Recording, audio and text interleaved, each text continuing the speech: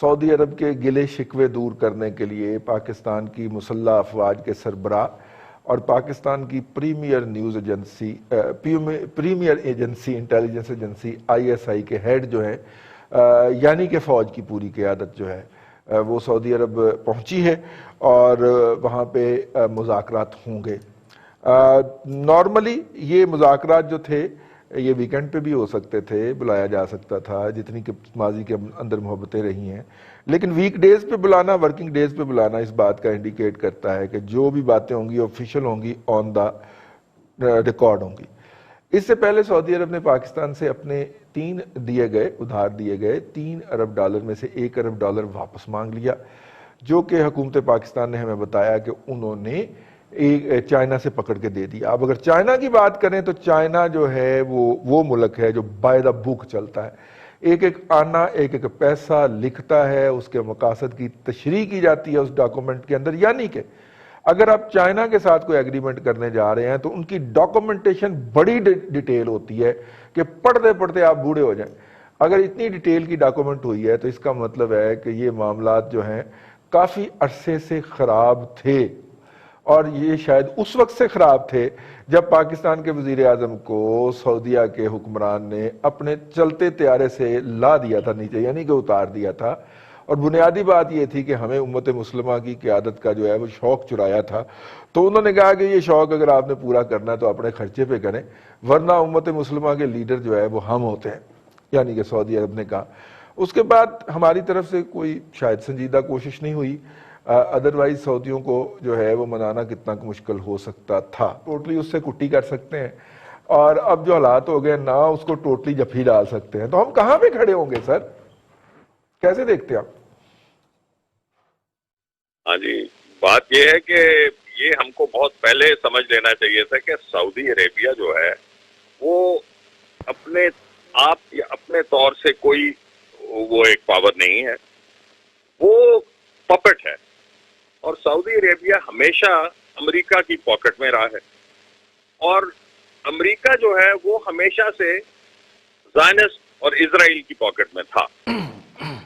امریکہ کی جتنی foreign policy, جو بھی اب تک ویسٹرن کنٹریز کی foreign policy, global foreign policy رہی ہے، اس کا ایک ہی مقصد تھا کہ راستہ ہموار کریں گریٹر اسرائیل کے لیے۔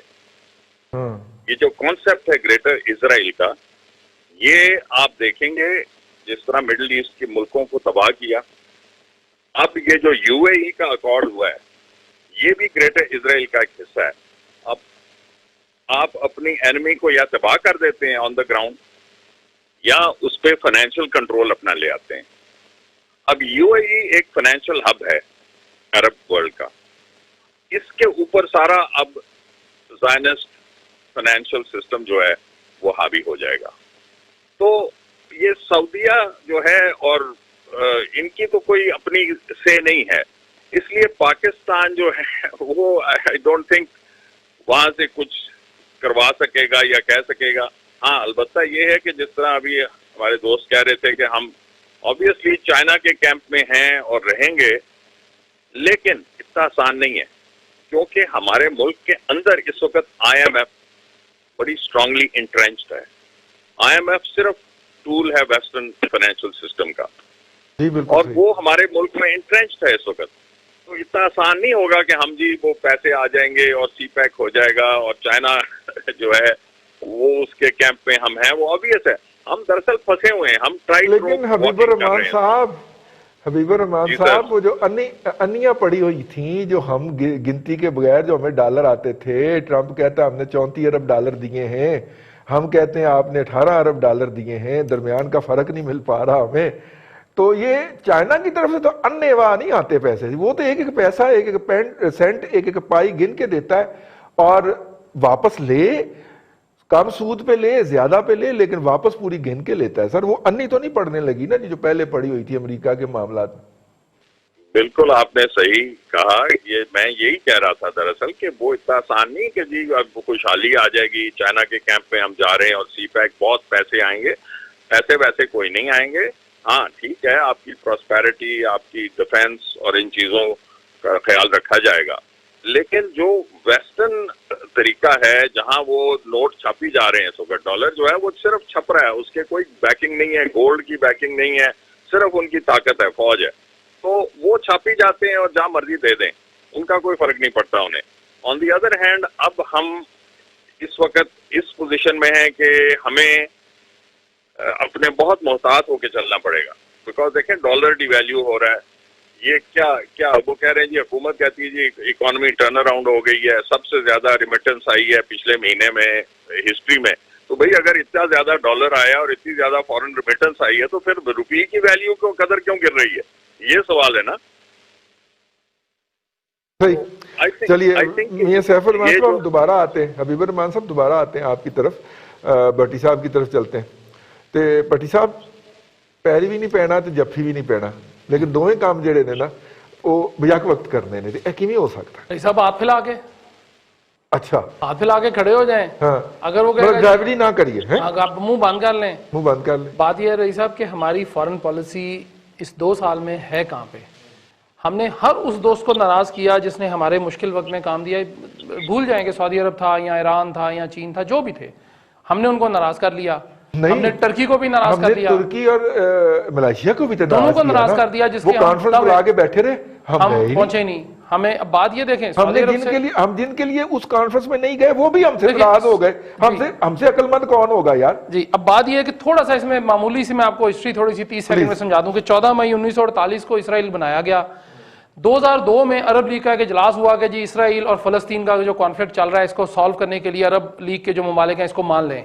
لیکن آج تک جو ہے 19 یا 17 اس میں تھوڑا سا کانفلکٹ آ رہا ہے کہ 22 ممالک ہیں عرب لیگ کے, ان میں سے 19 لوگوں نے آج تک مان لیا, اسرائیل کو تسلیم کر لیا ایز اسٹیٹ, جبکہ ٹوٹل جو یونائٹڈ نیشنز کی 193 ممالک ہیں ان میں سے 163 ہیں, یعنی 20 اگست تک 163 ہو گئے یو اے ای نے جب ایکسیپٹ کیا تو 163 ہو گئے. اب اس میں آپ دیکھ لیں کہ جی عرب لیگ بھی ہو گیا, اس میں OIC کے 9 ممبران جن میں پاکستان بھی شامل ہے, انہوں نے نہیں مانا ان کو. اب اسی طرح جو 4 ملک ایسے ہیں جنہوں نے آج تک اسرائیل کو مانا ہی نہیں ہے, وہ اس میں کیوبا, بھوٹان ہے, نارتھ کوریا ہے, اس کے ساتھ جو چین ہے جو ہمارا بھی دوست ہے, ہر طرح سے دوست ہے ہمارا, اس کے اسرائیل کے ساتھ بڑے گہرے تعلقات ہیں,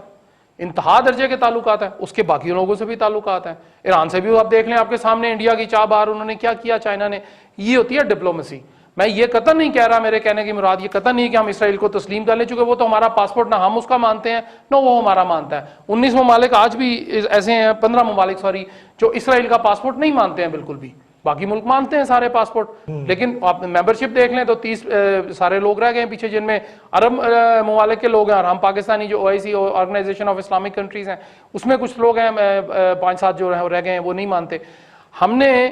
ہر طرح سے کوشش کی کہ ہم اسرائیل کو